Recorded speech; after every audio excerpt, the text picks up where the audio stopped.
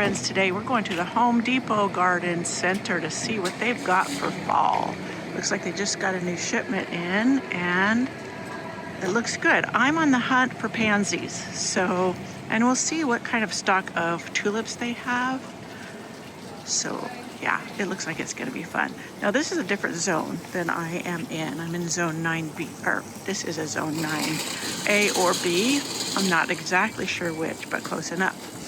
So what is hardy down here is different than hardy in my zone, but it's still fun to look. Oh, look at this. Is this sapphire surf? But this is Caryopteris. I'm in trouble because that's what I've been looking for. Let me bend down and look. This is Bluebeard. My goodness, how much is this? $33. Okay. I was on the hunt for pansies, but this is a good deal. So I'm gonna see what I'll see. Look at these beautiful, this is the manager special mums. Now I'm not going to invest any mums this year, even though I love them, because all of my disposable income, or even just income, is being poured into the new greenhouse. So I have specific things I want, and here's some pansies, but I don't want a mix. I want like a single color. If I don't find it now, no worries. It's not the end of the world, but look at all these pretty plants. They do have some of these marigolds. Those are pretty ones, but they're an annual. I don't have much of my season left, so I need to stick with what would be hardy. And pansies and violas usually will overwinter for me just fine. And look at those beautiful salvias. Sorry for the background noise. Scream fall. Aren't these ornamental peppers beautiful? $6.98, $7 for a gallon. Oh, there's some celicea. And that beautiful coleus. My coleus are doing gorgeous right now too, and I grew them all from seed. And it was a mix, and it just did beautiful. Beautiful red geraniums here. Yeah. Let's see, what is this? It's a Prover Winter Super Tunia Mini Vista. Down here, that would live for several more months and not get froze out, but not at my house, so. Yeah, but that is beautiful. Look at the stripes. And those little petite, look how tiny they are, about the size of my finger blooms. I got some petunia baskets. Now in different areas that would be different. I'm always intrigued at what's available at different Home Depots or Lowe's across the country. It seems like it varies widely. Oh, look at this hardy hibiscus. I saw one gal checking out with one. It was just beautiful. They do not overwinter, even in the greenhouse for me. So I just will let that be, even though they're just beautiful. These are pentas, also not hardy outdoors for me. And some beautiful vincas. You know what? I don't think I've ever seen this purple in the annual vincas. I don't think that's the ground cover. Nope, that's the annual. That is so interesting. Some more shrubs over there. Let's go see what they have. They are having a special on select annual 6-packs, like their petunias and whatever. Yeah, like here I said that down in this zone or this area, they would live on for another couple months easily and might be worth it, but not for me. Okay, here's some violas that are a 6-pack of one color. And then another mix. Oh, well, back there they have the yellows, but yellow isn't exactly what I was wanting. So it's just not wow on me, so, but I can wait. And if I had been smart or had it all together, I would have seeded some, and they'd be just about ready to use as display around. I love the pansies and violas. Many times they will overwinter, and then come spring, they just jump into bloom. Here's some beautiful dianthus. I don't know if those are the annual ones or the ones that would be perennial for me, but they are beautiful. I like the way they have the trees punctuated or shrubs through this display. It kind of just gives it some visual interest. Here's some azaleas. I have a reblooming azalea, but it's not ever really bloomed for me. So I guess I don't have it in a suitable spot, but I should plant it somewhere else. So there's some camellias.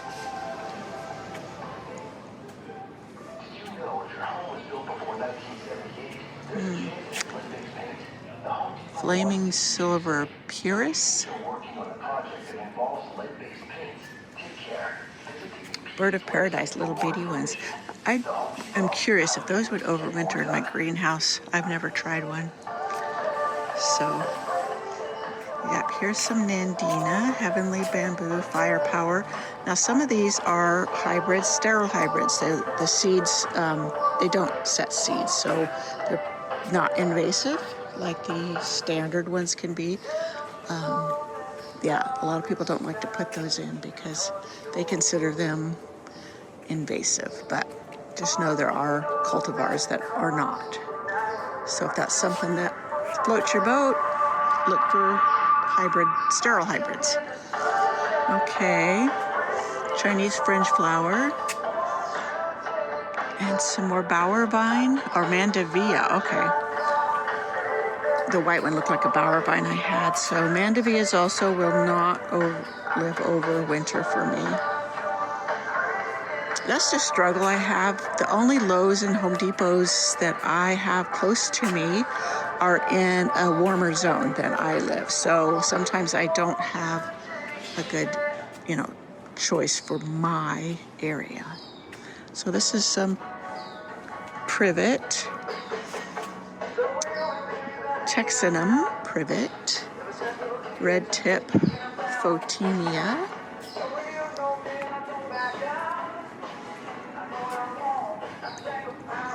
what I should do is I just did a video of my irrigation system, so I really should go in and show you how you can find the components. This trip down here to this area was unexpected, so I didn't have a kind of a list of what I could share or wonder. Let me see, what is this? I kind of like this. Laurustinus spring bouquet. Oh, viburnum. Okay, this looks a lot like my blue muffin or something like that. Viburnum that I have in the back. I'm trying to train into a tree shape. Oh, look at these, beautiful. My crepe myrtle's doing great. Oh, these are dwarf. I didn't know there were dwarf crepe myrtles. Very interesting. Well, these look 50% off. These are the clearance rack. I can see why they're looking a little stressed, so I can see why they're trying to clear them out. Oh, look at this purple one back here. Isn't that a pretty one? Tuscarora. Let me see, what's the other one? Twilight. Oh, that's the one that's got the pretty purple flowers. That's beautiful. I have one in a spot. I don't have much room for trees because I struggle so much with direct sun already. Well, here's some flower carpet roses. Yeah, let's see, those proven winners, what are those? Forsythia show-off starlet. Up here's some salvias.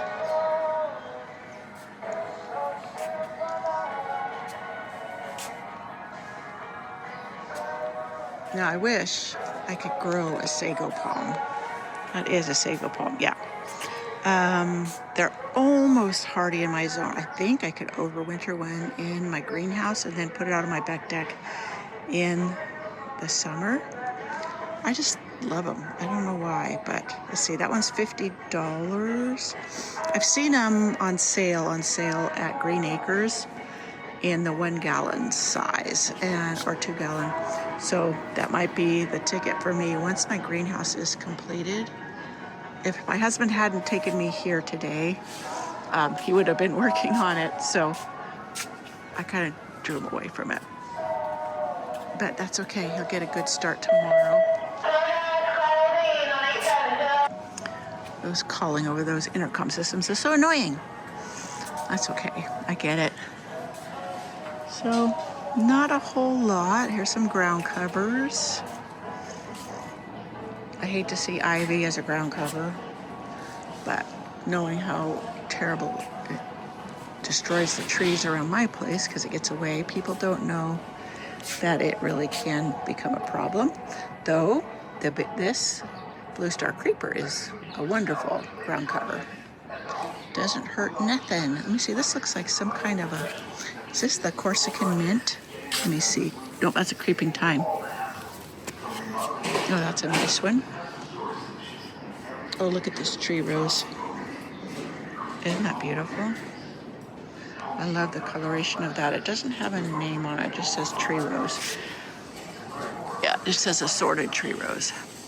Oh, look at those lion's tails. I think there's lion tail, lion mane. I'd have to look closer, but they're looking a little sad. They need some TLC. Ooh, and so do those roses over there. It's supposed to be 93 today, so maybe they're struggling and keeping up with watering. Oh, those penstemons are pretty. Well, yeah, they've got a lot of plants they need to really water. It says water efficient, but it doesn't mean you don't water them at all.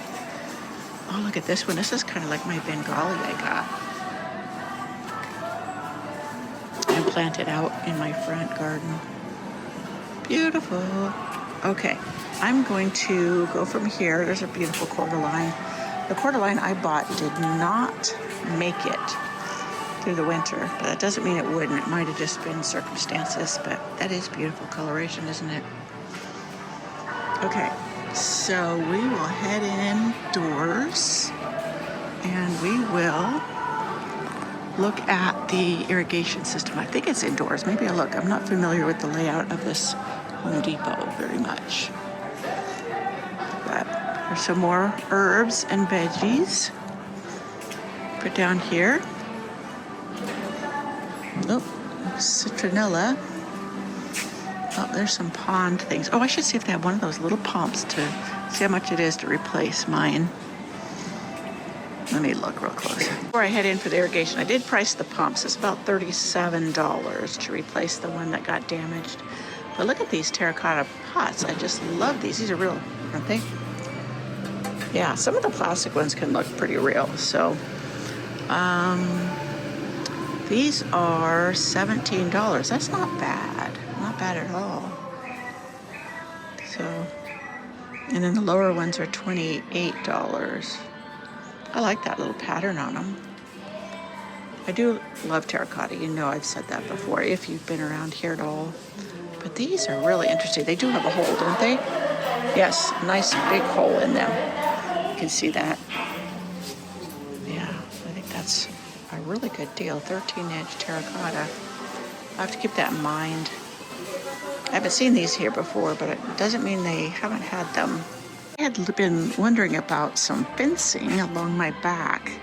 Now, I just have a cattle panel there now, but these are redwood panels with the coated black, like metal cattle panel in the middle, and they're $99 each. Does that look like 6 feet? It looks like it's 6 feet. Oh yeah, 4 by 6. So that's actually quite nice looking. I like those. So that I remember, they're a Madison Park redwood panel. And then the posts, the black posts are right there. Great. I like that. Okay, I'm not sure where the irrigation is here, so I'm gonna look through and then I'll show you. We're walking towards aisle 31 because that is where the drip irrigation systems are. So, I'll meet you there. If you come into Lowe's or Home Depot looking for drip irrigation, you probably want to look in the plumbing and not in the garden center. At least that's where it has been at the ones that I have frequented. Now they have Rainbird brand in this store. Let me see if I can find any more of the drip. This is like sprinklers. I saw timers behind me. Okay, here's those small risers. And these are Orbit. Now most, if you get the right size, like I have 1/2-inch drip hose. Like here is 1/2-inch emitter tubing. And that is an 18-inch spacing, you see? So that would work. Yeah, and it's the brown. So there's one, Rainbird is that one down there. And they have the brown and they have the black. Now here's the 12-inch spacing, 1/2-inch emitter tubing with the 1/2-inch spacing. Now, with the Rainbird, I don't know if it has the anti-clog technology or whatever that the Dig had said it has on its hose like that. So there's all these different fittings and stuff like you can do different things with. I didn't see any kits here. So here's the tubing, the little 1/4-inch tubing like I had. Is this the one that has the emitters? Yes, it has emitters. So, and then so here's like barbed couplings where you could put 2 of the hoses together. And if it's the right circumference, like this is 1/2-inch, it will work with the Dig 1/2-inch hose. And here's the barbed tees. See how the hose just goes right over the barb, and there's some, I prefer barbed over the compression because I showed you before the 2 differences. Now these ones are not the ones that have the screw fittings that tighten it, but yeah. So here's some of the misters. Some you can poke right directly into the hose, and others, I like the ones that have a little stake. So here's some more tubing. Now you can get it with emitters and you can get the tubing without. So if you just wanted to put like the fan spray on there in the hose, you can. You don't have to have an inline dripper. For some people with hard water, that may get clogged easier than for me. Now here's a bubbler. See how it has the different spray? I have some of these, but I actually prefer the other one that sprays finer. So here's a bunch of more fittings. So there's quite a bit. Now this is the clamp for like the end if you want to cut it off, and you just put it through there. I have some of these on the ends.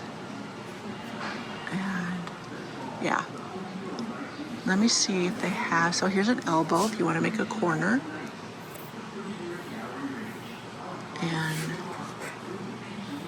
yeah, so here's another, I think this one says universal T for 1/2-inch and 5/8. So you see it has the inside, it has a little thing, and you push the hose inside of it. So here's one of the shut-off valves. I kind of like it with the green. You can kind of see it better than the black on black. So here's a goof plugs. So yeah, all kinds of choices.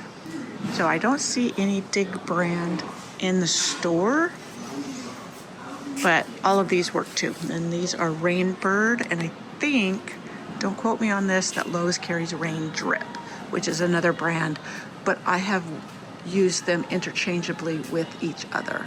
So, okay, so there is all of the supplies that you can come in and get. Now on some of my hoses, I do have, and I didn't see it here, the pressure regulator, because mine doesn't have really a lot of pressure, and that's why I had to do the different zones. So yeah, I didn't worry about the pressure being regulated on it. But one of them I do have a pressure regulator, just because it came with the kit. And I absolutely do not see any kits here, but there are timers if you want to put yours on a timer, etc. All right, that's that, friends.